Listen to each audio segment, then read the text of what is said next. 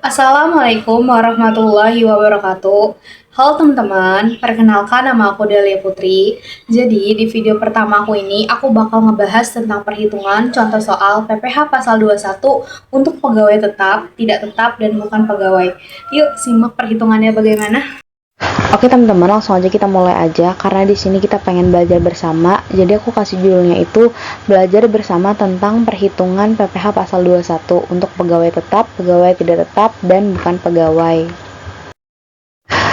Aku di sini mau jelasin dulu PPh pasal 21 itu apa sih? PPh pasal 21 adalah pajak penghasilan yang dikenakan atas penghasilan berupa gaji, upah, honorarium, tunjangan, dan pembayaran lain sehubung dengan pekerjaan, jasa, atau kegiatan yang dilakukan oleh orang pribadi subjek pajak dalam negeri. Siapa yang memotong, yang memberi penghasilan, maksudnya itu si perusahaannya. Siapa yang dipotong, yang menerima penghasilan, yaitu karyawannya. Lanjut, di sini ada tarif pemotongan pajak penghasilan PPh pasal 21. Kenapa di sini aku cantumin tabel tarif efektif? Karena nanti soal yang akan dikerjakan memerlukan tarif efektif ini. Yang pertama itu ada TER-A. TER-A ini bisa dipakai oleh PTKP mulai dari TK0, TK1, dan K0. Yang kedua itu ada TER-B. TER-B ini bisa dipakai oleh PTKP TK2, K1, TK3, dan K2. PTKP itu apa sih teman-teman? PTKP itu adalah penghasilan tidak kena pajak. TK itu artinya tidak kawin dan K itu artinya kawin. Seperti itu ya teman-teman. Dan yang terakhir ada TER-C. TER-C ini khusus untuk PTKP-nya yang K3. Jadi cara teman-teman menentukan tarif efektif yaitu dengan cara melihat penghasilan bruto dan juga PTKP-nya. Bila teman-teman hanya melihat penghasilan brutonya saja akan berpengaruh terhadap tarif efektifnya nanti. Kita langsung masuk aja ke contoh kasus yang pertama untuk pegawai tetap yang menerima atau memperoleh penghasilan dalam 1 tahun pajak. Tuan Ibra bekerja pada PT Golden. Tuan Ibra berstatus menikah dan memiliki satu tanggungan K1.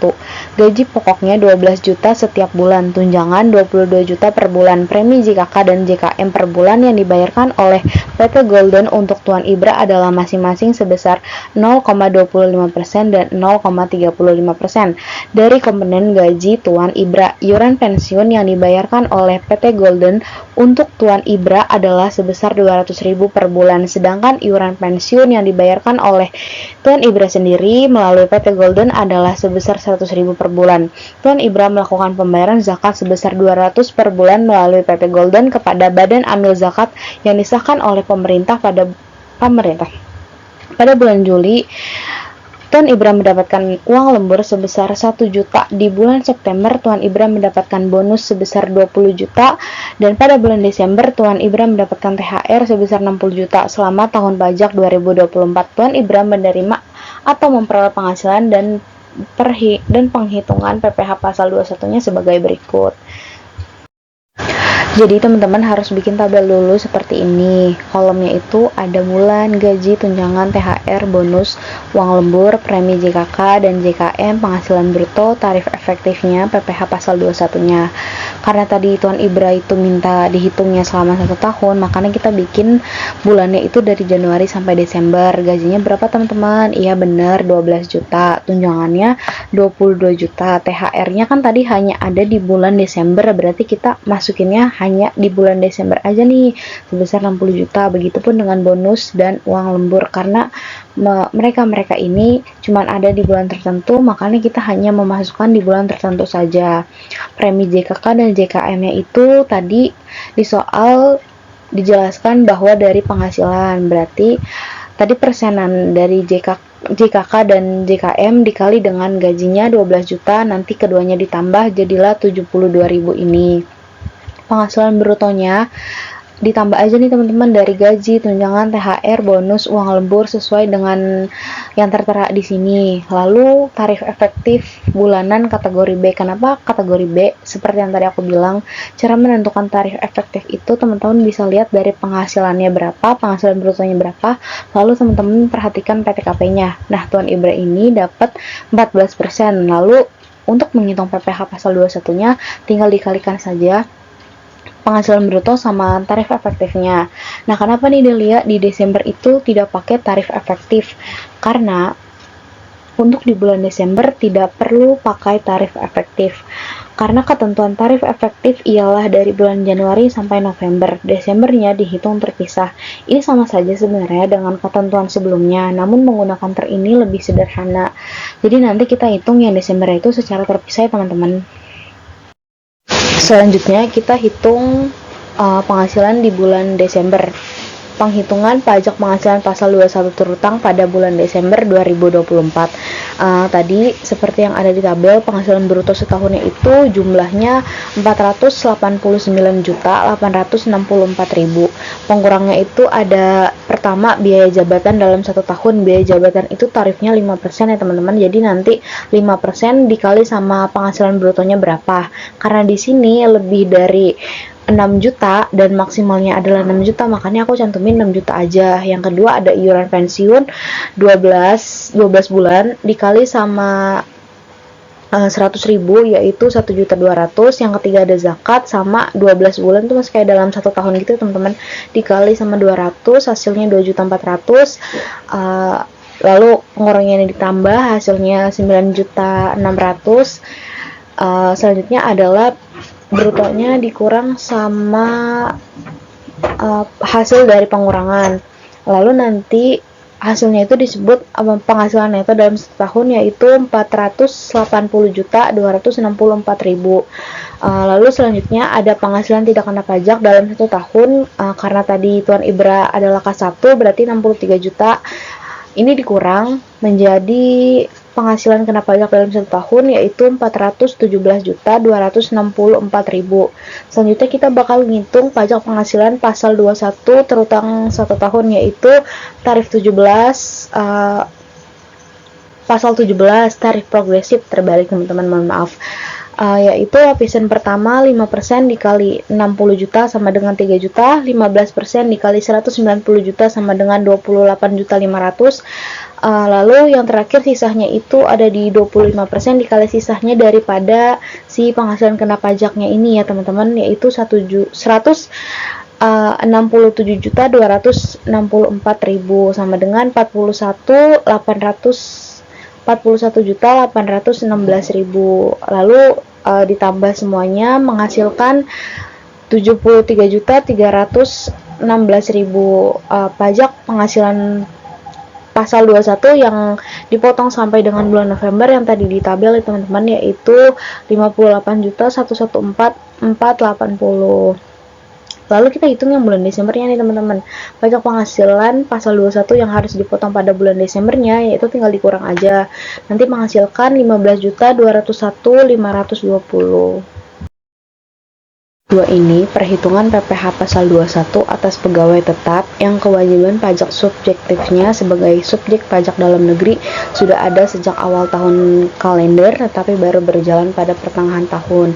Jadi maksudnya tuh di sini Tuan Husni baru memulai masuk kerja itu di bulan Oktober atau di pertengahan. Nah, Tuan Husni ini tetap harus melaporkan pajaknya nanti di akhir tahun seperti itu ya teman-teman. Jadi di sini aku mau bacain dulu soalnya. Tuan Husni mulai bekerja di PT BD pada tanggal 1 Oktober 2024. Tuan Husni berstatus tidak menikah dan tidak memiliki tanggungan TK0. Tuan Husni menerima atau memperoleh gaji sebesar 20 juta per bulan dan membayar iuran pensiun melalui PT BD sebesar 100.000 per bulan. Selama tahun 2024 perhitungan PPh pasal 21 Tuan Husni adalah sebagai berikut. Jadi seperti biasa kalau menggunakan tarif itu teman-teman harus bikin tabel dulu. Kalau di sini tuh tabelnya teman-teman perlunya menyediakan kolom bulan, penghasilan bruto, tarif efektif sama PPh pasal 21 aja. Karena tadi Tuan Husni mulainya di bulan Oktober, makanya teman-teman taruhnya bulannya dari Oktober sampai dengan Desember, tergantung ya teman-teman nanti di kasusnya itu mulainya di bulan apa, nanti teman-teman tulisnya dari bulan itu. Nah terus penghasilan brutonya yaitu 20 juta, tarif efektifnya kategori A karena TK 0 dan disesuaikan sama penghasilan brutonya. Lalu PPh pasal 21-nya itu 1.800.000. Di bulan Desember ingat ya teman-teman, nggak perlu dipakein tarif efektif.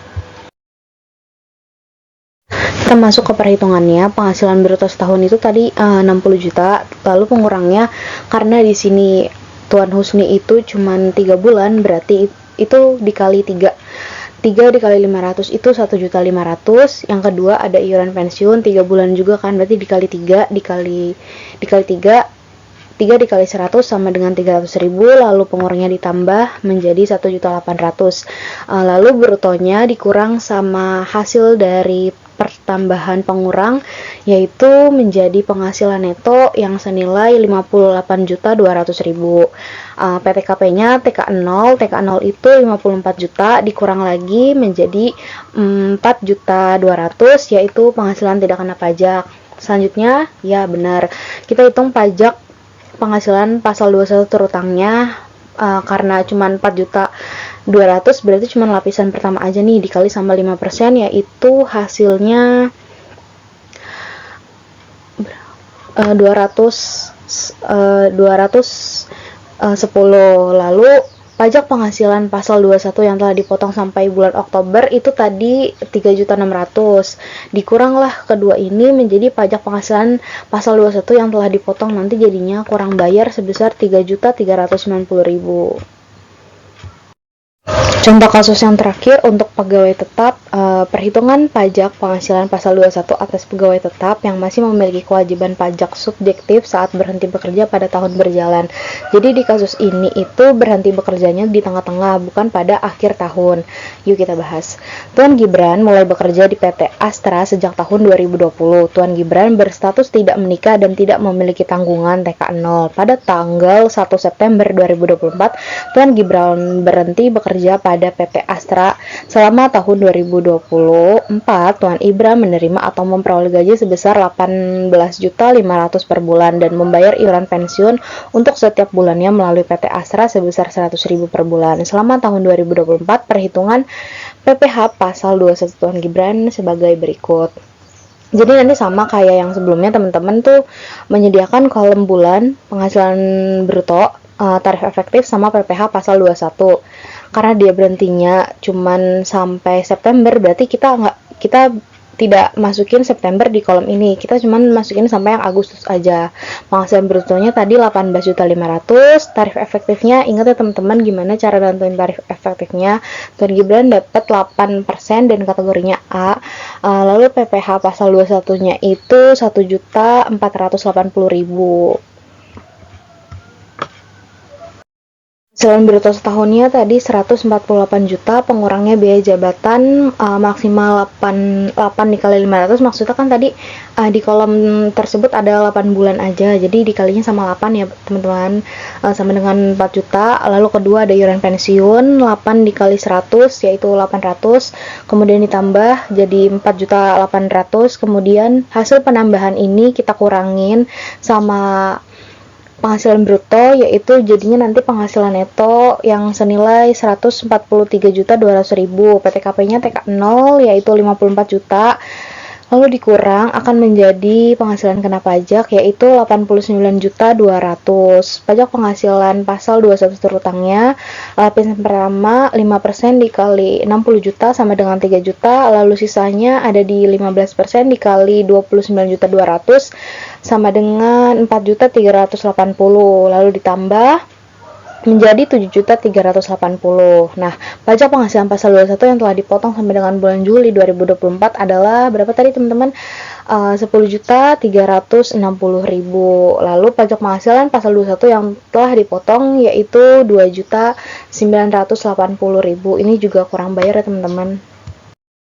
Selanjutnya kita akan membahas tentang kasus-kasus untuk pegawai tidak tetap. Di sini tuh ada tarif untuk pegawai tidak tetap, di mana di sini ada skema perubahan PPh pasal 21 pegawai tidak tetap. Di sini ada tarif pegawai tidak tetap peraturan Menteri Keuangan 168 tahun 2023. Kalau misalnya penghasilan bruto hariannya kurang dari 450.000 per hari, maka nanti tarif harian 0% dikali sama penghasilan bruto hariannya. Kalau misalnya penghasilannya lebih dari 400.000 sampai 2,5 juta dalam sehari, itu dikalinya 0,5% dikali penghasilan bruto hariannya.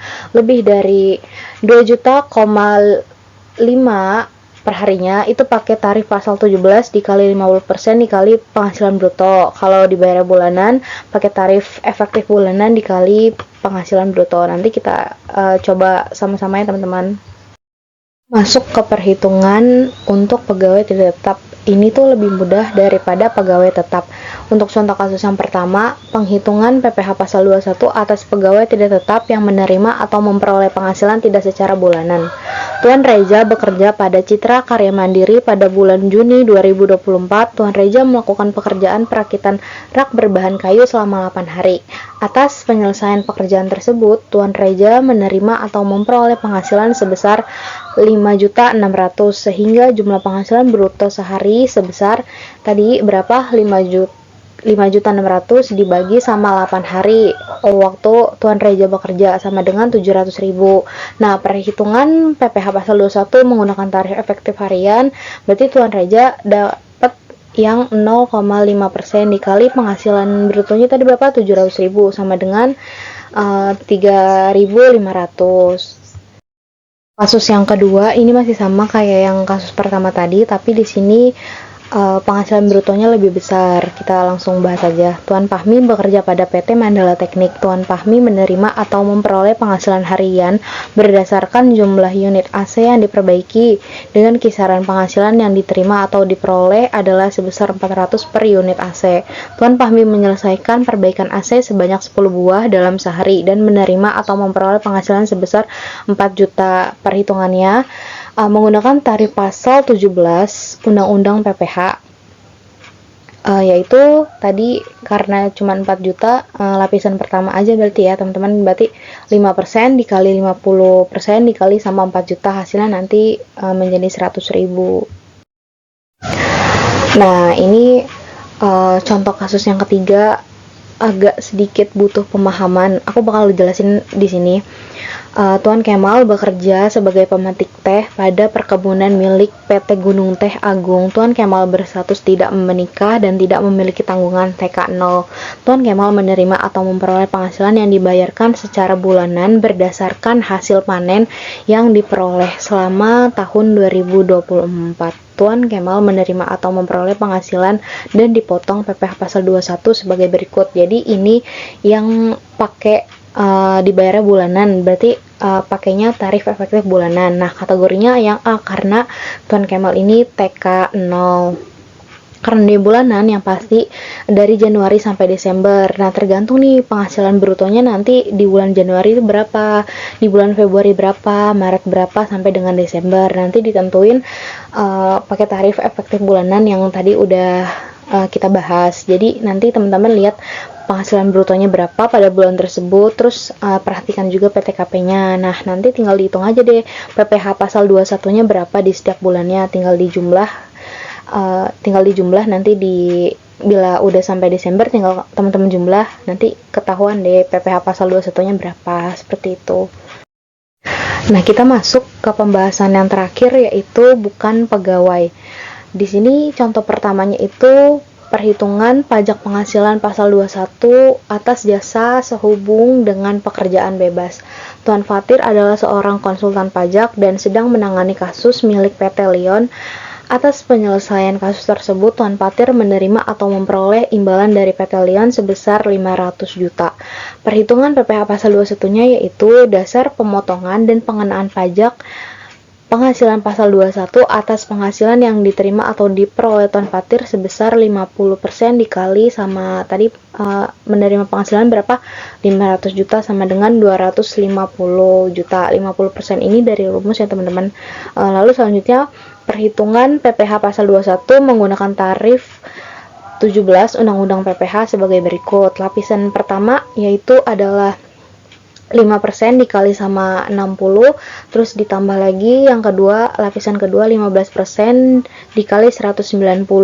Nanti ini kan yang ini pertama 3 juta, terus yang ini adalah 28.500.000 lalu ditambah hasilnya jadi 31.500.000. Contoh kasus yang kedua itu masih sama dengan yang pertama karena kalau bukan pegawai itu bisa dengan pekerjaan bebas. Nah, Tuan Afgan adalah seorang arsitek yang sedang merancang sebuah bangunan perusahaan milik PT Astra Atas penyelesaian tersebut, Tuan Afgan menerima atau memperoleh imbalan dari PT Asra sebesar 60 juta. Sama kayak yang tadi teman-teman, perhitungan PPh pasal 21-nya dasar pemotongan dan pengenaan pajak penghasilan pasal 21 atas penghasilan yang diterima atau diperoleh Tuan Afgan adalah sebesar 50% dari rumus dikali sama penghasilannya 60 juta sama dengan 300 juta. Lalu penghitungan PPh pasal 21 menggunakan tarif pasal 17 Undang-Undang PPh sebagai berikut. Lapisan pertama yaitu 5% dikali sama 60 ditambah sama lapisan kedua 15% dikali 190 juta ditambah lagi sisanya yaitu lapisan ketiga 25% dikali sama 50 juta.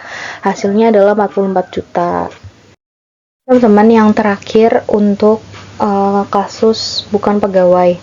Di sini ada penghitungan pajak penghasilan pasal 21 atas penghasilan yang diterima oleh bukan pegawai sehubungan dengan pekerjaan pemberian jasa yang dalam pemberian jasanya dia mempekerjakan orang lain sebagai pegawainya. Jadi dia memberi jasa dan dia punya pegawai dan atau melakukan menyerahkan material atau bahan. Jadi di dalam pekerjaan ini si pemberi jasa mengeluarkan bahan atau material untuk pekerjaannya.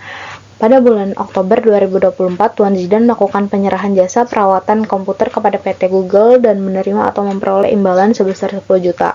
Sehubung dengan penyerahan jasa dimaksud, Tuan Zidan mempekerjakan seorang ahli teknisi dengan upah sebesar 5 juta dan melakukan penggantian komponen komputer yang rusak seharga 1.500.000 sebagaimana telah dituangkan dalam kontrak antara Tuan Zidan dan PT Google dan dibuktikan dengan faktur tagihan dari ahli teknisi serta faktur pembelian komponen komputer yang dilampirkan oleh Tuan Zidan. Perhitungan PPh pasal 21-nya sebagai berikut. Nah, penghitungan PPh pasal 21-nya, dasar pemotongan dan pengenaan pajak penghasilan pasal 21 atas penghasilan yang diterima atau diperoleh Tuan Zidan adalah 50% dari rumus dikali sama tadi yang Tuan Zidan terima yaitu 10 juta, terus dia juga bayar upah teknisinya, upah karyawannya 5 juta ditambah tadi sama 1.500.000 itu dari bahan material untuk membenarkan komputer yang rusak, lalu ditotal sama dengan 1.750.000. Nah, besarnya pemotongan pajak penghasilan pasal 21 atas penghasilan yang telah diterima atau diperoleh Tuan Zidan yaitu 5% dikali pakai itu ya teman-teman, pakai tarif pasal 17. 5% dikali tadi yang udah dihitung yaitu 1.750.000 sama dengan 87.500. Telah selesai ya teman-teman perhitungan yang tadi kita hitung dari mulai pegawai tetap, pegawai tidak tetap, dan bukan pegawai. Jadi seperti itu teman-teman, cara perhitungan PPh pasal 21 menggunakan tarif efektif bagi pegawai tetap, bukan pegawai, dan pegawai tidak tetap. Bagi teman-teman yang ingin bertanya ataupun ingin mengkoreksi apabila ada kesalahan, boleh tulis di kolom komentar. Terima kasih. Wassalamualaikum warahmatullahi wabarakatuh.